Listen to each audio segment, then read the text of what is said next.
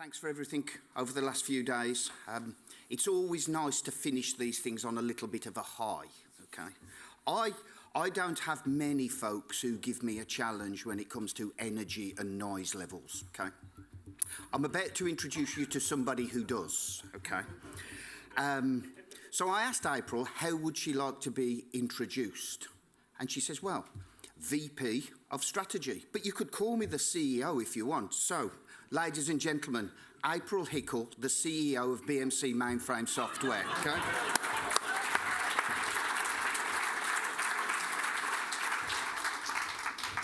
Well, I'm so privileged to be here. Some of you might not know this, but this is the first time I've ever been at GSE, and it's amazing. I am so excited about all the sessions I've attended, the people that I've met, and I do have to say, you guys are pretty good at closing down the bar. So that's impressive. I wanted to start out, I thought, if I'm going to present at GSE, what do you guys really want to hear about? And I took the theme of GSE, which was music, and I've tied that into my presentation. At the very end of this presentation, we've produced a song about the mainframe, okay? So that's at the end of the presentation, and we will make sure you guys have a link to where you can download that if you want the mainframe song.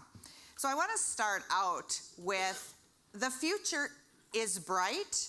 You got to wear shades.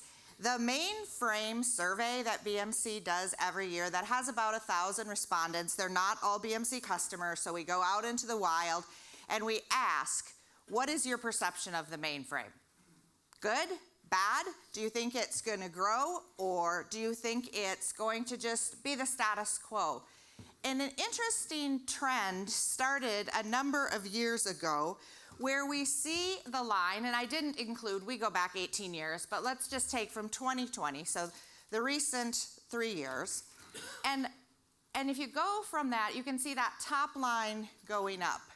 That line represents respondents who believe the mainframe is going to grow and attract new workloads.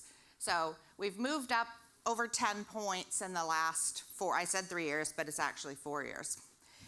If you look at the bottom line that's going down, that's the percent of respondents who believe the mainframe has a long-term role, but it's for current workloads. If you add both of those together, you get 94%. This says 9 out of 10 people have a positive perception of the mainframe. This is hugely different than before this period of time. So very, very positive perception of the mainframe. Now, the next question that I get once we talk about that is, hey, but do the big bosses, do the executives have this opinion? And the answer is yes. Remember that 62% who believe the mainframe is going to grow and attract new workloads, 62%? If you ask executives, it's 69%. So 7 out of 10 executives believe the mainframe is going to grow and attract new workloads. If you're in a big shop, and a big shop is probably everybody in this room, over 50,000 MIPS, which really isn't that big anymore, but it was big when we started, it's 67%. So executives believe in it, the perception has changed, the mainframe's future is bright. Against all odds, we call it, right? So when you go out and you ask the people who have the least positive perception of the mainframe, do you know who they are? Kids have high. Early in career, high. Highly tenured mainframers. They're the most likely to have a negative perception. So you ask, you're in IT, everybody wants to work on a platform, it's growing, executives like it. You heard in the keynote so far from Mark, you heard it's the most secureable platform. Yesterday in the keynote you heard it's the most performant platform. It's an exciting, you've been in sessions for 3 or 4 days learning about all of the technology being introduced onto the mainframe. So my question for you all is, why do we call it legacy? Who wants to work as a technologist on a legacy platform? Why would we even allow that to be called legacy? Who wants to work on? Hi, I'm a technologist. My name is April, and I work on a legacy technology. So I suggest we call it legendary. Legendary. The mainframe is legendary. And you know what else? Legends have some pro moves. How do you become a legend? You become a legend because you're continuously delivering new experiences. You become a legend because you have unquestionable street credibility. Street cred is high. You become a legend because you know when to dance with the cool kids. These are 3 things that we need to work on in the mainframe. So I'm going to draw an analogy for each one of these with a musician. And I'm going to progressively go through the musicians with the albums, the number of albums they've released. Okay, so for the first one, now I had to use royalty-free images, so you guys are going to have to squint and guess, and this is probably going to be a little bit tricky on this first one. Does anybody know who that is? Nashville musician, country. Dolly Parton, you guys are good. Good. Dolly Parton. She's had a career over 50 years. Now, Dolly Parton started out as a country musician, right? Acoustic guitar, country songs, and she became quite popular. But Dolly Parton delivered new experiences to her fans. She didn't stay a country musician writing her songs. She is about, in 2 weeks, to release a rock album. She was inducted last year into the Rock Hall of Fame. Dolly Parton is a rock musician now. She moved from country to pop to rock. She put down her acoustic guitar and picked up an electric guitar. Dolly Parton delivers new experiences. This weekend, I bought Dolly Parton banana cake mix at my local grocery store. Okay? Who doesn't want to try banana cake mix from Dolly Parton? Probably don't have it here in the UK, but when you visit, we'll get you hooked up. Dolly Parton delivered new experience. She's legendary. She invested in the COVID vaccine. She's got an amusement park. She took herself through a journey on music. Same thing, Taylor Swift, right? You guys have had the Taylor Swift concert here. In the US, it's all about who she's dating right now. But she did $1 billion. She's a billionaire now. She started in country. She's delivering new experience. She's now a pop star. So, legendary. So how does this tie to the mainframe? You might be thinking this is a bit of a stretch. So 6 out of 10 of you are delivering new experiences in mainframe application development. 4 out of 10 of you are falling behind. 62% of mainframe shops are moving to modernize the way they do application development.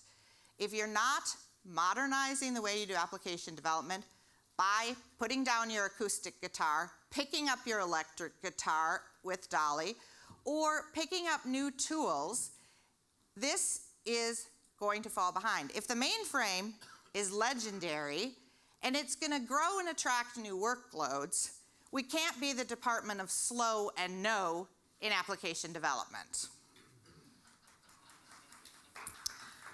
All right, I have some development fans in the back. Thank you very much. So how do you know if you're moving or you're stagnating? I think in application development, I'd ask you to reflect on When you look at how you do application development, is it the same way you've done it for 30 years? We're in a technology world. Nothing stays the same for 30 years. Are you providing to the new people that are entering your organization, that are entering the mainframe, are you providing an integrated, automated developer experience? Are you automating your testing so you can move faster? Are you hooking into your DevOps pipeline security? There's been a ton of sessions in this conference about security. Do you know your code is secure? Do you know your deployment is secure?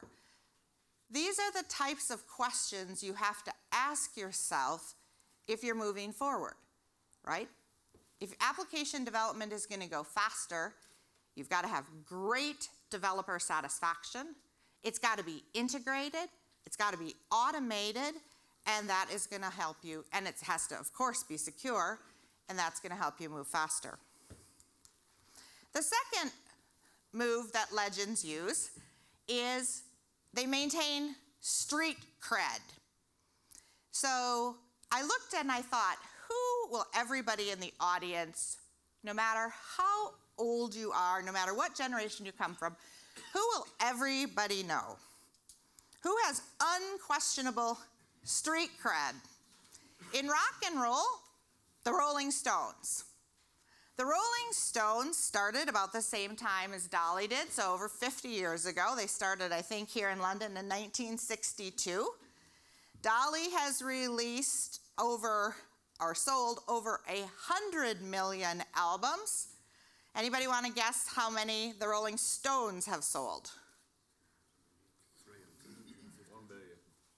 200. 200. Okay, 100 Dolly, 200 the Rolling Stones. Interesting about the Rolling Stones is what happened on Friday. They hit the #1 spot on the UK charts with their new album, right? Hackney Diamonds. #1, if you haven't checked it out. So they have, if you are thinking about rock and roll, if you're thinking about that gritty, rhythmic beat of that rock, unquestionably, the Rolling Stones have credibility. They are still performing. They still have many people going to concert. Everybody knows what the Rolling Stone logo looks like, right? The big mouth with the tongue hanging out of it. I'm sure there's a better way to describe that. It sounded kind of like a dog, didn't it? So the Rolling Stones have an incredible amount of street credibility in music. They themselves have gone from, wearing suits and doing rock and roll all the way to some of their crazy performing concerts right now, but still relevant. Everybody knows who they are. Tying this to the mainframe, your mainframe reputation is built on the mainframe resilience. The reason that the mainframe future is bright is because everybody believes that it has unquestionable availability. If your mainframe starts to become shaky in your environment, your C-suite is going to say we're going to the cloud, right? I mean, the whole belief system that the world has about the mainframe is that its street credibility, its reputation for performance, for security, for availability are unmatched. That's why the mainframe has transcended the generations, and that's why it's legendary. If you are not moving on how you're managing that infrastructure, you're in trouble, right? You have to look at the world around us, the world events, the bad actors. You have to look at the difference in workload. We heard yesterday in the keynote, somebody was talking about managing thousands of certificates. The amount and ways that data is coming into the mainframe have changed. Whether you use ZOS Connect, whether you're using a different API strategy, workloads are changing and growing. people's behavior are changing and growing. You used to have outage windows where you could be gone for some period of time. Those outage windows have shrunk, and many people don't have them at all. You have to change the way you're managing your infrastructure. And in this conference, you've heard all different places you can go to do that. You've heard about products that have AI capabilities. You've heard about AI on the platform itself. You've heard different strategies from different customers about how they're managing their infrastructure. You have new people managing the infrastructure, and it is essential that your street credibility, your reputation remains. So I encourage you, AI ops adoption in the mainframe trails that of the distributed world. So AI ops use cases, doing early detection, doing automated remediation, things that you're doing, new techniques you're applying to understand the performance and cost of your system. Things are changing. We have to change too.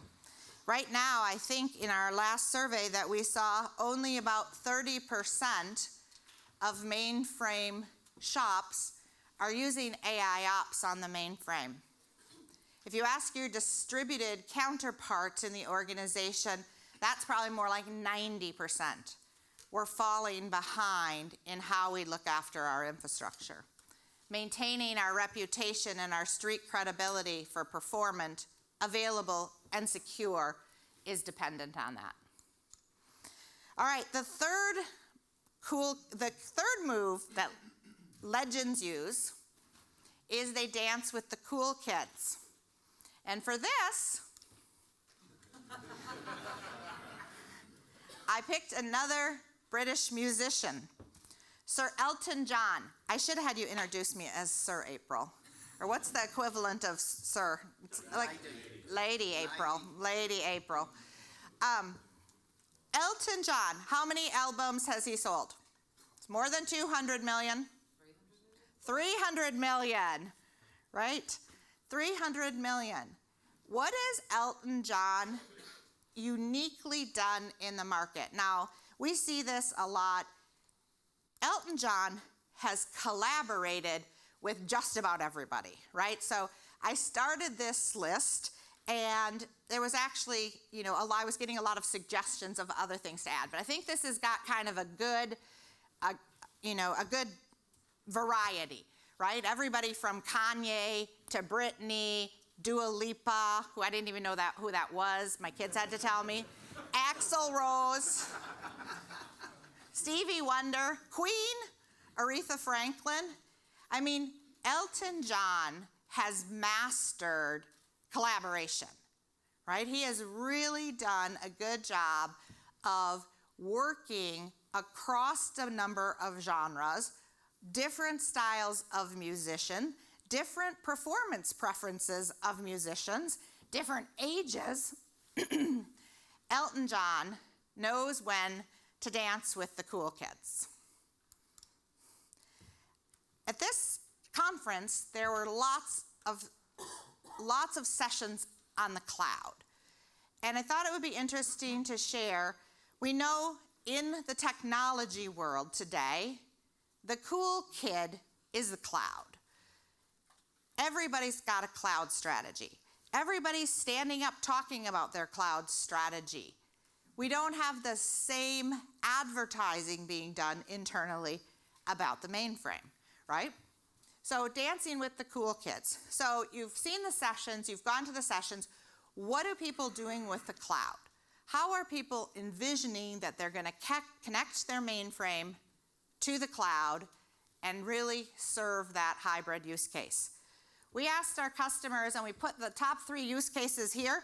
These are use cases I've seen many of you attending sessions on, but they're going to connect their mainframe to support the cloud-based workloads, right? So you've got workloads coming in, you've got digital experiences being delivered, you have new applications you're delivering to customers. That workload is coming into the cloud. Cloud-based storage and backup. Hey, what's wrong with the way we've been doing it for 30 years? Things change. The data storage available now in object storage, whether it's in public cloud or private cloud, is inexpensive, and people want to take advantage of it. And the third thing is cloud-based mainframe provisioning. The idea that your mainframe can be in the cloud. So, are you dancing with the cool kids? So I ask you, when somebody talks to you about connecting your mainframe to the cloud or integrating with the cloud, does it fill you with dread, thinking about the complexity, the speed, the performance, or is it something that you're embracing? The mainframe can connect to the cloud easily. It's a hybrid world. The way the mainframe is going to remain legendary is we're going to weave it in to the fabric of the world. We're going to connect the mainframe to the cloud. So my message for you this morning is really the mainframe is legendary.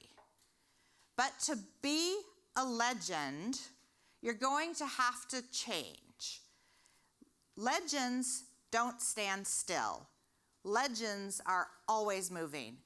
Whether it's Dolly Parton becoming a rock star, or whether it's the Rolling Stones crushing the Billboard here in the UK with Hackney Diamonds, or whether it's Elton John collaborating with just about everyone, you have to change. So I think in line with the themes that you've seen here at the GSE UK conference, you can see application development has to be faster. It has to be different than it has before. So look at how you're doing it. Listen to each other. I think maintaining your street cred is critical. If the mainframe stops performing, becomes insecure, has availability issues, it will not remain legendary. So look at the AI techniques that you can adopt and employ. And finally, the cloud is here to stay. It's not going to go away. So look at how you can take your mainframe and take advantage of the power of the cloud. The cloud, just like the mainframe, has unique attributes at the technology level. The mainframe is legendary. The cloud is a cool kid, and I believe we're better together. Now, I'm going to end this presentation. This is my last slide. I'm going to end this presentation with a song, as promised. This is a song that we produced about the mainframe. And the words, like karaoke here, are going to scroll by. I am not going to sing. I'm completely tone deaf. But we are going to give you the song after. And the singer in this song is a woman named Megan Lindsay. She's from Nashville. And she was on The Voice, season 8 of The Voice. I'm not sure how long ago that was. And she was one of the runners-up. So that's the vocal that you're hearing on here. And then what you'll hear in the background is you'll hear a whole bunch of mainframe customers. But after she heard us sing, we just got to be very far in the background. Okay? All right, so I'm going to click next, and then it's going to play the song. So I want to say before I do that, I want to say thank you very much.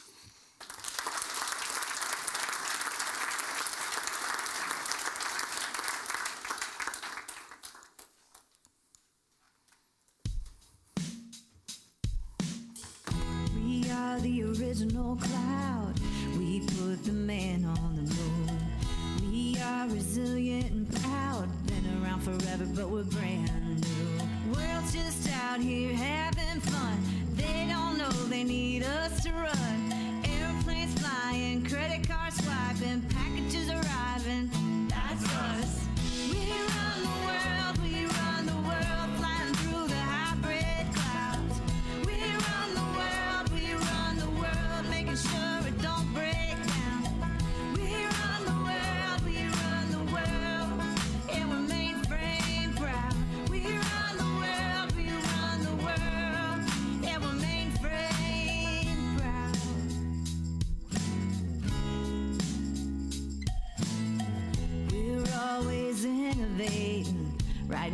till my head is aching. Staying up till the work is done. Will I ever see the sun? New codes arriving on time. The test ran well, it's a good sign. Somehow we get it done. That's why we're number one. We run the world, flying through the hybrid clouds. We run the world, making sure it don't break down. We run the world, yeah, we're mainframe proud. We run the world, yeah, we're mainframe proud.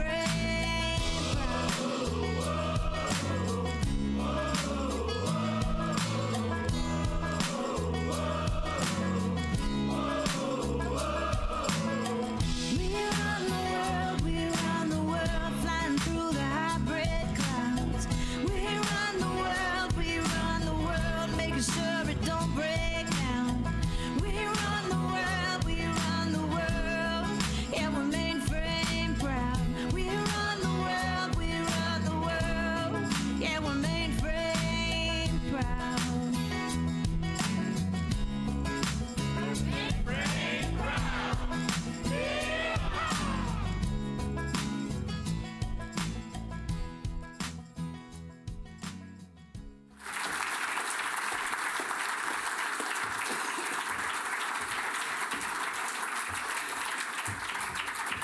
Well, there's not really much you can say after that, is there really? So I'd just like to say available on Spotify and other streaming services tomorrow, okay? I'm expecting at least 30 million downloads, okay? I honestly don't know how to wrap that up. I mean, April, thank you so much. That was a great session. I get the privilege to help organise some of the agenda, and the keynote bit is I do, and you think, who do you get to close this out? I know. We'll get April. And I don't make many bad decisions, okay? 4:30 this morning being one of them. But I do make the occasional good decision, and that was one of them. Thank you so much. That was a great session. Thank you.